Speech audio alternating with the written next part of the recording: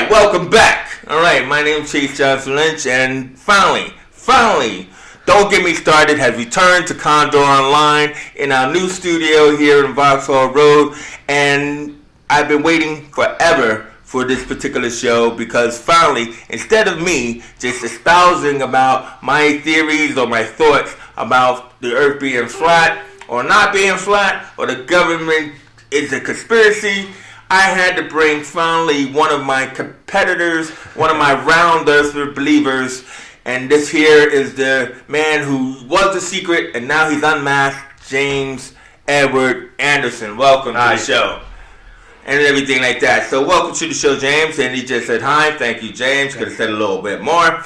But James James is representing another, character, another good friend of mine, straight up round earther, straight up competitor, James Brookbanks, who is trying to follow us here in the chat.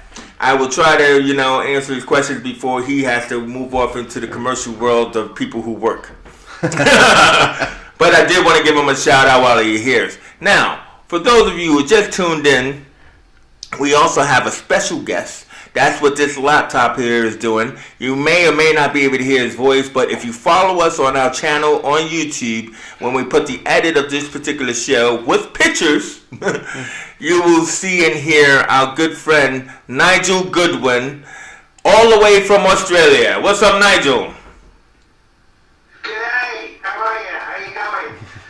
Stop trying to pretend you were Australian.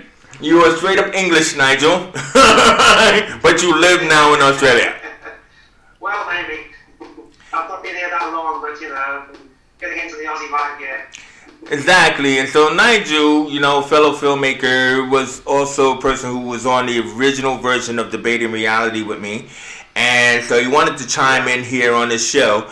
And James Brookbanks' first question, before I get into our rundown, is because he knew that Nigel was live streaming from Australia, he says, isn't that really going to defeat the object of debating flat Earth, as one of the key arguments is that Australia itself doesn't exist? Did you plan on saying that, Nigel? Did you plan on saying that, Nigel? That's brilliant, James. You just torpedoed the whole thing. We're writing all in one go, right at the start. No, he did not. No, he did not. Because you rounders think that, well, you've always been told that Australia is under us, right? Because we're on a ball. Technically, everything's under us if we're on a ball. Yeah, but if you actually spread out the map onto a flat plane, like the map has always been constructed by cartographers throughout history, Australia is possible to be over here, just as we in England or the United Kingdom are over there. So it doesn't have to be under us. It could just be over there on still the self-same flat plane. What do you think about that one, Nigel? Well, I think we'd see the same sky, wouldn't we? The same sky? The same stars. The same stars? If the sun's above us, it's above us.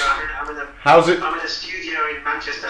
Okay, I'm looking at the Let me wait. Let me just debate. Nigel, let me just debate what Jed over here just said. If you're all the way over here, right? And we're all the way over here, I'm actually got my arms stretched out, right? The idea is that the problem with rounders think that the sun rises in the east and sets in the west. So they think that it rotates like this. Yeah? That's what you think, isn't it? Yeah. Yeah? But if you actually look at what flat earthers actually devise is that the sun and the moon are luminaries that circulate like that. Which means kind of like a vinyl turntable, right? So it's possible that the sun could be over here at one point and then circulate over to here at another point. And that is how you get the sun and the moon and the day and the night. It doesn't explain sunrise or sunset, though. Why does it have to? Why can't it? Why it does explain the revolution of the difference at the sun being at one point and the moon being at another. If we saw the sun disappearing and getting smaller into the distance, yeah, but we see it set behind the horizon. As it's moving on a flat plane, as it moves away, the sun will set because your eyesight can only see so far. No, it's all about perspective. And thank you very much, Roy Z. I knew I had somebody on my side. Well, what's this perspective? Why do things disappear bottom first? It doesn't. That's perspective. Okay, so... Go ahead, Nigel. You want to say something? Okay, Chase. Yeah. Chase? Yes, I'm listening, How do you Nigel. explain time zone? How do you explain the fact that I'm in a different time zone to what you're in right now? How do I explain that? I'm not a scientist. Time's over here, time's over there. So time is relative. It's a construct. It's 11:43 at night.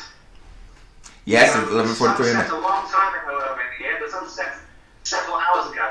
So time is set on the sun. Yeah, it's time set on the sun like a sundown. Is that what you're trying to say? Which also sundowns are flat, by the way. Yeah. What? Yeah. Yeah. Yeah. So how does the sun set at a different time in Australia? If it's like, hold on a second, I've got some advert playing. I don't know what the advert playing, but how do you explain the fact that the sun went down several hours ago in Australia, but you've still got sunshine in the UK right now? And then we've got summer in the southern hemisphere. I don't know how does this sun illuminate only parts? And not all?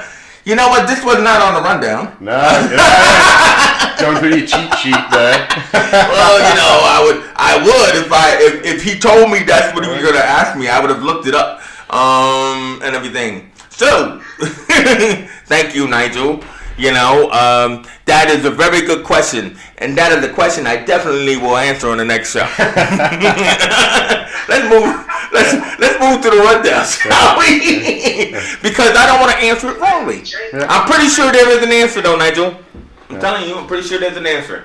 Now, so this flat Earth, round Earth scenario, right? Basically, how about this? You want to tell me about the sun rising and setting. You want to tell me about time zones and everything else like that. You want to use that to dispute the flat plane. Okay. So what I would just say to you is that, do you respect the noted scientist and astrologer Neil deGrasse Tyson? Yeah. I don't know who that is, but you're about to tell What me. to me? You don't know who that is? James, Yeah. who is Neil deGrasse Tyson? He's an astrophysicist, and he's become quite a celebrity. He's good at public speaking and bringing science to the masses. So he's become quite the face and spokesperson of a lot of things astrophysics. And he also, He- and you would like, he also disputes the flat Earth theory, Yeah. right? Yeah. Now, reason why I bring him up though, is that a lot of rounders is always just succumbing to the fact that we've always believed that the planet was round. We've grown up believing that the planet was round. We always believe that it's a spinning ball that spins revolutions around the sun. Yeah? But we haven't always believed that. That's for one. But Neil deGrasse says that, well, look, it's not flat, but actually it also is not round. Right? He says that due to the gravimetric pressures along the planet that has happened over time, he believes that it's actually shaped like a pear. And then I will put up a picture of what he is showing, like I said to you, I've gotta see that the this. Earth actually is Nah. pear-shaped. Now he didn't. Now, I show know us you, the that audience, can't see picture. this, but I'm going to... Yes, he has. No. This is from Neil deGrasse Tyson. You took he said it was pear shaped, not Yes. shaped like a pear. Okay. Right.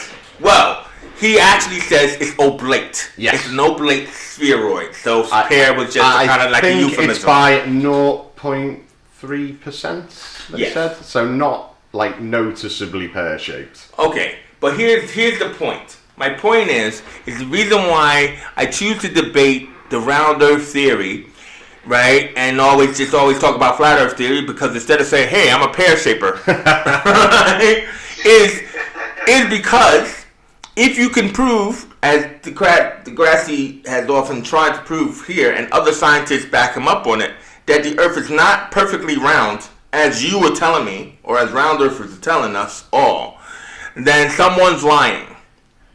Right? So why do we always see the images from NASA that everybody reflects to? Yeah. You reflected it to yourself, right? Why are we always seeing these images of the perfect round blue marble if it's not perfectly blue marble? Well, you say that all the pictures are perfect, but this oblateness is so small, it's not really noticeable. Well, it is over time. That's the main could thing. say, it is noticeable over time. you could say all the balls on a billiard table aren't perfectly round because they get smashed about a bit and played and dented and chipped. But you look at a billiard ball and you'd go, "Is that perfectly spherical?" And you might go, "Oh yeah, it seems perfectly spherical to me." So, Well, to the naked eye. there's a bit of a jump from saying flat Earth or round Earth, and then perfectly spherical Earth and slightly oblate spheroid. Is, you know, that's not really such a giant leap. It's not such a giant leap, but the main thing is that most round earthers are just defining to. I've seen pictures from the ISS space station. Yeah. Right? Like we were talking about, I said to you, why can't they just take a ship? Why can't a ship or a rocket just go up and show us the Earth? Right? Like as it's rising, okay, it's getting smaller and smaller. Why can't they do that? But they haven't, and you said that they have, didn't you? Well, I mean, if you're saying so, you get from takeoff to the whole Earth in view, Or I from don't think supposedly outside of lower Earth orbit, which you Yeah. seem to feel that we are in. Yeah, but there are no real rockets that kind of just do that purpose. But we have seen rockets take off, cameras on board, and you see the ground get smaller and smaller and smaller until you see a horizon. Right? You have seen that. Of course you have. Yeah. We've all seen that. Yeah. Then they got to see the whole of the Earth. But no, but we haven't. Like the ISS space station, which has been up there, which feels like forever now. They supposedly have like some kind of camera under the bottom of the ship that is live streaming from time to time, right, to Yep. show us. But what it shows us is the perfect blue marble. You've seen this, haven't you? No, Nigel? the ISS doesn't show the perfect It does. blue marble. It's only 250 miles up. Well, this is the point, though, James. I've never seen the perfect blue marble, and someone said, Okay, "This is from the but it's ISS." blue. Well, that's what they call. Yeah, It's curved. The blue marble's like from the moon and the Apollo Yeah, 11 but that's what I mean. pictures here. It's blue and it's curved. Yeah. That's what I mean. It's like it's not the whole. You're right. It's not the whole planet, Yeah. but it's blue and curved, meaning it's an altered image. And as a filmmaker, like you can alter any kind of image to make it look like something. But what we see, like, and I'm gonna have these corresponding pictures up. What we see is that the Earth has changed many times over time, and it's not this perfect blue marble that they want to sell us all that image of. It's of that perfection. You know what I mean? And that's what I'm saying. What do you think, Nigel? Well, you know, as James has just said, like the International Space Station is only a couple of hundred miles up, so it can't possibly take in a view of the entire planet. But the Apollo astronauts that went to the moon, they were far enough away from the Earth that they could see the whole thing. And they took lots of pictures of it. It's very clearly a sphere. And even now, the satellites that are orbiting around the moon, like the Chinese one that's just gone up there, is showing pictures of the Earth being perfectly round. Yeah, well, the Chinese, you're talking about the Chinese satellite has shown us the perfect picture of the round Earth. The Chinese have just put a probe down on the far side of the moon, and it's communicating with a satellite that's orbiting the moon, and those pictures being back, showing again that the Earth is round. When did this happen? It was a couple of weeks ago it landed. A couple of weeks Yeah, ago. it was in January. Really? Yeah. Damn you, Nigel from Australia. Why are you keeping these things a secret?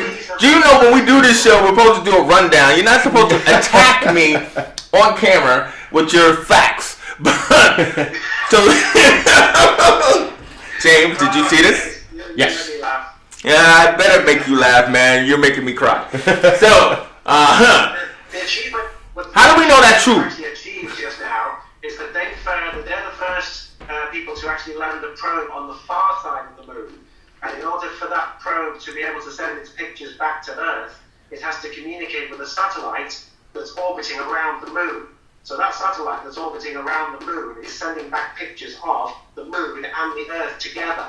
So you can actually see the two spheres. Did you understand what he just said? Yeah. I understand it, but I also don't believe it, because if you can fake a moon landing in the 60s, you can fake anything you want, especially with the Photoshop and anything. And anyone can tell lies on the internet. This is true, but for the Earth to be flat, NASA and all the photos have to be fake. But doesn't necessarily mean if NASA and all the photos are fake that the Earth is flat. Just means they want to hide something. Okay, what are they hiding there? Remember that the Americans and the Chinese are in competition with each other. So you're trying to say that they wouldn't try to help each other? If one of them, the original space race was America versus the Soviet Union. Yes. And if either one of them had been cheating, then the other one would have shouted it from the rooftops. And now it's America versus the Chinese, and the Chinese are proud of the same thing. And Who's landed on the side was faking it, the other one would call them out on it. Who's landed on the moon? China. Yeah. Yeah. Well, Chinese probes, have not landed people, probes but yeah. on the Yeah. So far the side. Chinese have mysteriously put probes on the moon now. So the point about it is that Nigeria, that even though you're saying that, is that like what a lot of people fail to realize is that the International Space Program, despite what you want to try to still say is rivals between these countries, it's $1 billion business. And so, like, neither side would want to dispute the other side because it would take away the $1 billion business from all sides. You know what I mean? Like, for them to be able to, you know, like, work on these programs and to say that, yeah, we're sending out probes, or yeah, we're sending up satellites, or yeah, we're sending up, you know, people to the moon. It's like they have to defend each other's programs. They can't, despite what you consider a rivalry amongst them. I mean, like, the main thing about that is the fact that like, you know, you have to look at it from the perspective of, like, with the astronauts, there's a video, and I'm going to put that video on. There's a video where astronauts in interviews have often referred, some say by accident or some say by design, but referred to the fact that they've never left lower Earth orbit, right? So, like, if astronauts from NASA, you know, are saying they never left lower Earth orbit because we can't possibly leave lower Earth orbit, you know, what do you say to that? Is this to me or They're saying Nigel? it's impossible. Well, if you could answer that, James, that'd be great. I mean, because Nigel has his whole hidden secret facts. But my point is like, I don't know if you've seen the video, right, of astronauts where, you know, like somebody compiled various different videos of them supposedly when they're in zero gravity, and it's always the woman who has the wild hair, you know, to show that they're supposedly upside down in zero gravity, you know, being held by ropes and everything. The main thing about it is the fact that they often have slipped up in saying how they haven't left lower Earth orbit. Well, I'd have to check the definition of lower Earth orbit. But I mean, you could. Well, it's below the xenosphere, right? I'd need some measurement because I mean, if you go to the ISS station and back, you've only gone 250 miles up, so you haven't been to outer space. So these astronauts might be saying, "Oh, I haven't been like as far out as the Apollo missions, but I have been to the space station, so I have been to low Earth orbit." But that is what they're saying because it's the astronauts from the ISS. But the point is the fact that I would love to go to outer space, haven't been. I get you on that, but